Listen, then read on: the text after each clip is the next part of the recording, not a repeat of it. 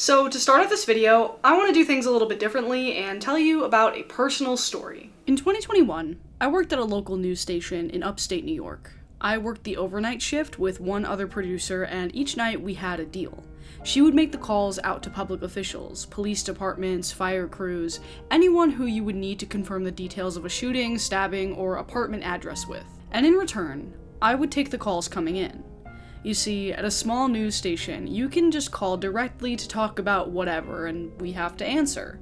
And 9 times out of 10, no one has anything particularly interesting or relevant to say in the middle of the night. So, by happenstance, I got paid, very little I might add, to talk to a lot of mentally unwell people calling about aliens in their backyard, or tense custody battles, or Havana syndrome, all as if it was the biggest discovery in the world, as if they were the center of the universe. I'd try my best to extend compassion and grace over the phone, unless they were racist or violent on the other end, which did happen pretty frequently. But most of the time, it was, no, we're not Good Morning America, no, I can't put your grainy hand-drawn conspiracy maps on the news, and I'm sorry for what you're going through, but you're across the country from where I am, and I just can't help. But what piqued my interest more than the calls would be the emails sent to our digital tip line.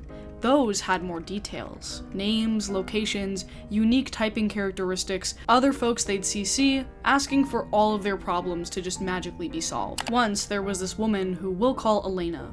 Elena had a passionate fixation with a popular author who wrote about vampires, as well as that author's son, who had his own writing career, albeit a little bit more low profile. She'd send hundreds of thousands of nonsensical emails in the middle of the night directed to a string of local news stations like ours and the federal government. At first, they were incoherent, but pointed.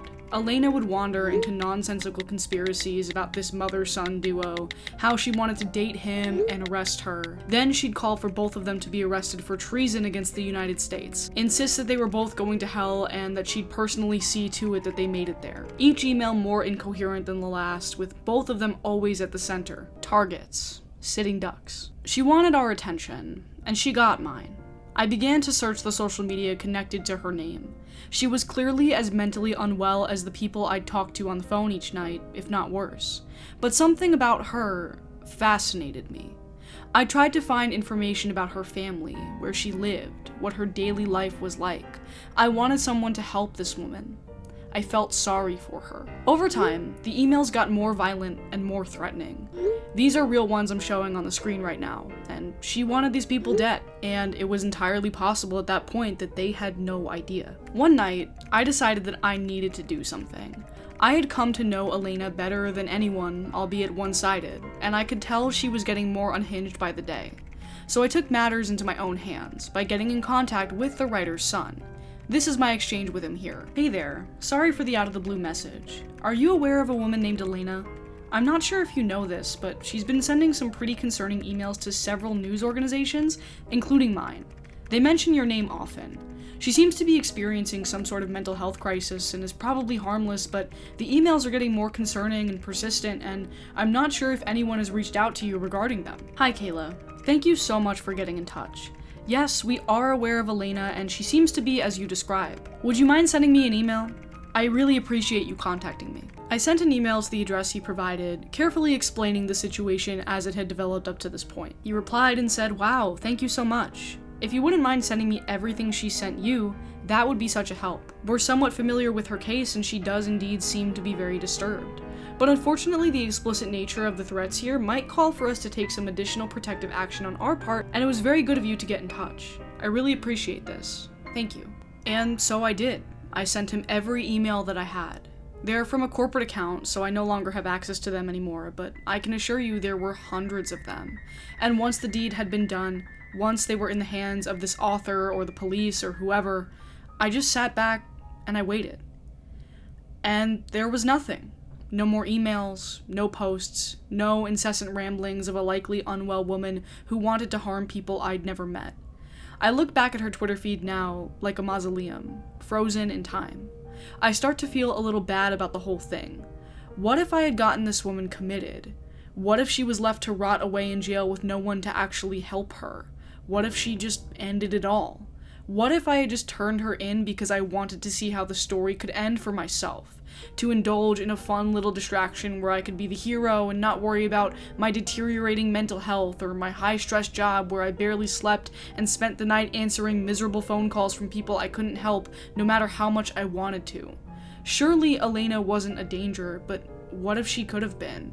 And what if I accidentally exposed her to the dangers of a system that would leave her worse off than where she started? And most importantly, why did I care?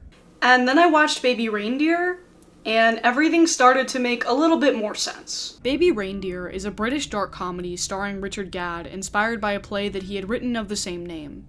It's about Gadd's experience living in London and trying to start a comedy career while coping with his own trauma when he suddenly comes into contact with a mentally ill woman with a history of stalking. The show is compelling on its surface. We all yearn for a good true crime-esque story once in a while, one that we can't really look away from, and that's certainly a prominent element of the show here with the character of Martha, who is directly inspired by Gadd's real-life stalker. It's enough to draw you in, but what really got me to stay was the show's construction and the way that Richard Gadd is able to get honest and so personal. He narrates the entire series, sort of like Fleabag, a show that I also really loved. No spoilers here, but it's not an easy watch by any means. You'll laugh, you'll experience feelings of shock and surprise, and you may have some intense feelings if you have any personal ties to the darker subject matter underneath the surface. Richard, playing the character of Donnie Dunn, absolutely pulls his heart out to make this project work. There are things he is really vulnerable about, heinous, disturbing, and self-aware thoughts that he publicly admits to despite whatever ego might be left. And he's not exactly a character you want to root for all the way through. He's a shitty person at points, and he would probably agree with me saying that. But the way the main character, Donnie, uses this relationship to his stalker Martha to make connections and realizations about the other relationships in his life and faults within himself, it really blew me away. At the beginning of this story, Donnie says that he showed Martha kindness because he felt sorry for her. But that act of charity combined with Martha's abject lust for him, and the distraction and drama of it all, he sort of becomes addicted to it. Because due to all that he's been through in his life, traumatic events and the questioning of his sexuality, he has no confidence in himself and he finds this life easier. Now, with all that being said, I want to ask a question. This series is based on a true story, which therefore means that there is a real-life Martha running around out there, presumably doing some less than stellar things. But is that real-life Martha still entitled to her privacy? Here's why I ask. Baby Reindeer has been the center of a lot of controversy over at Netflix in the last few weeks since it premiered. And you might think, well, duh, a fictionalized retelling of a real serious encounter with a stalker might be breeding grounds for some controversy. However, Richard Gadd and Netflix claim that they did their due diligence in protecting all of the real-life people that are portrayed as characters in the series, changing details, names, and locations of particular events. However, that didn't stop the internet from trying to discover the real identities of Martha and of another character named Darian, another writer who Donnie has a relationship with in the show. In a post on Instagram, Gadd outright addressed the fact that Darian was misidentified as a friend of his, and he asked people to stop speculating on who any of these real-life people could be because that's not the point of the show. Now, when it comes to the real-life Martha, things get a bit more complicated, because while Richard Gadd has elected not to identify the real-life Martha to anybody, the real-life Martha has willingly revealed herself. I don't think I sent him anything. You never sent him anything? No.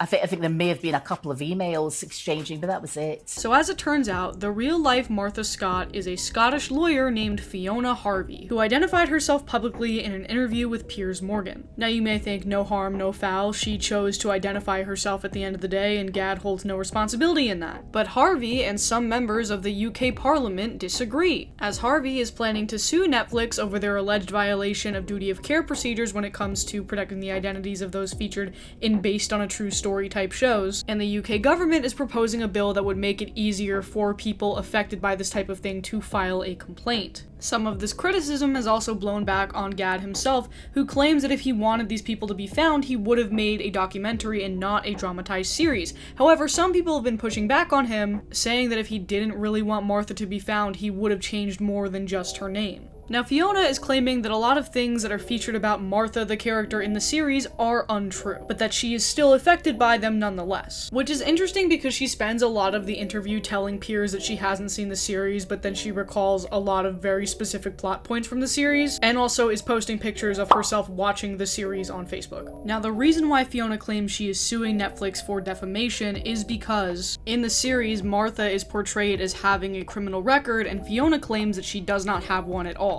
Now, this would be easier to prove in the US because public records when it comes to arrests are generally more accessible. But in the UK, from what I understand, it has to be requested in a very specific way, which I'm sure some journalist for The Sun is already, they're already on it. So maybe we'll find out one day, but for now, Fiona says that this is defamatory enough for her to take Netflix to court. And from what I understand, this also has a lot of gray area because the series doesn't effectively name her. She named herself. And this criticism has also reflected back on Gadd because people are saying, you didn't really change much about this woman's story, but why is this the detail about her that you decided to add? Now, of course, if Fiona is lying and she does in fact have a real criminal record, then this is a moot point. And at the end of the day, how you feel about it depends on the amount of responsibility you think Gadd, and to some extent Netflix, has to protect Fiona, no matter how, theoretically reprehensible of a person she is. And that brings me back to the point that I first made in the beginning, when I told you about my brief interference with a random famous person's stalker. I've told this story before on Twitter, and I think on a podcast, and probably on my Patreon as well. And every time I've told it,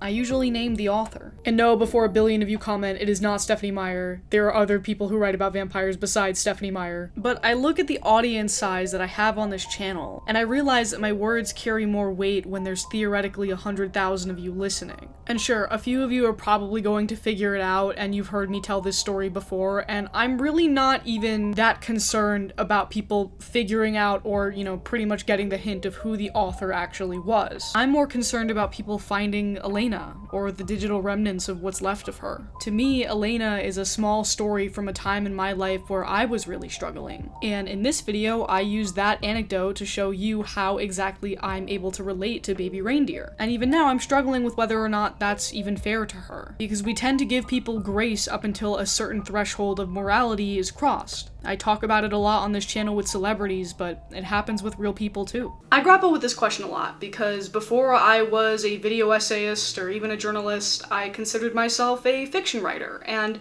fiction writers often pull from real life experiences. But nowadays, when you have a platform like mine or an even bigger one like Richard Gadd's, it seems like all of the audiences around and fandoms and what have you are all just kind of focused on the internet sleuthing side of things and connecting the elements of fiction to their real life counterparts.